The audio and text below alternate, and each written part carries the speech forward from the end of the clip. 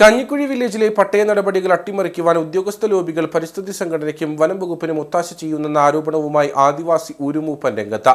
LA committee പാസാക്കിയ 1800ഓളം പട്ടയങ്ങൾ നൽകാതെ പരിസ്ഥിതി സംഘടനകൾക്ക് സ്റ്റേ വാങ്ങാൻ അവസരമൊരുക്കിയത് ഉദ്യോഗസ്ഥ ലോബിയാണെന്നാണ് ആദിവാസി ഊരുമൂപ്പൻ കൃഷ്ണകുമാറിന്റെ ആരോപണം.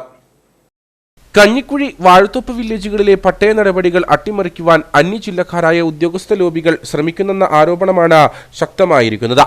2021 H. ദിനേശൻ ജില്ലാ കളക്ടറായിരുന്നപ്പോൾ കഞ്ഞിക്കുഴി വാഴത്തോപ്പ് വില്ലേജുകളിൽ ഏകദേശം 3500ഓളം പട്ടയങ്ങൾ വിതരണം ചെയ്തിരുന്നു. എന്നാൽ ലാൻഡ് അസൈൻമെന്റ് കമ്മിറ്റി പാസാക്കിയ 1800ഓളം പട്ടയങ്ങൾ കർഷകർക്ക് വിതരണം ചെയ്യാതെ പരിസ്ഥിതി സംഘടനകൾക്ക് കോടതിയിൽ നിന്ന് സ്റ്റേ വാങ്ങുന്നതിന് അവസരമൊരുക്കി നൽകിയത് അന്യജില്ലക്കാരായ ഉദ്യോഗസ്ഥ ലോബിയാണെന്ന് ഊരുമൂപ്പൻ കൃഷ്ണകുമാർ ആരോപിച്ചു.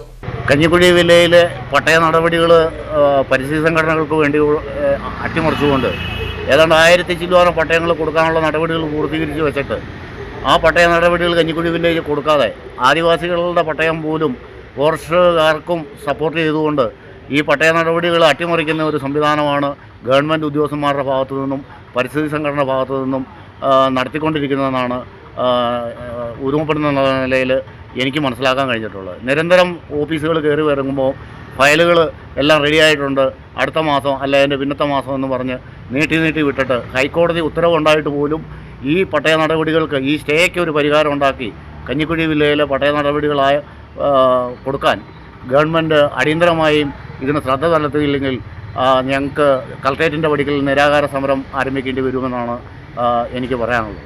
ഹൈക്കോടതി വിധി ഉണ്ടായിട്ട് പോലും ആദിവാസി വിഭാഗം ഉൾപ്പെടെയുള്ള കർഷകർക്ക് പട്ടയം നൽകാതെ പട്ടയ നടപടികൾ അട്ടിമറിക്കുന്ന ഉദ്യോഗസ്ഥ ലോബികൾക്കെതിരെ കളക്ടറേറ്റിന് മുൻപിൽ അനിശ്ചിതകാല സമരം ആരംഭിക്കുമെന്നും ഊരുമൂപ്പൻ മുന്നറിയിപ്പ് നൽകി.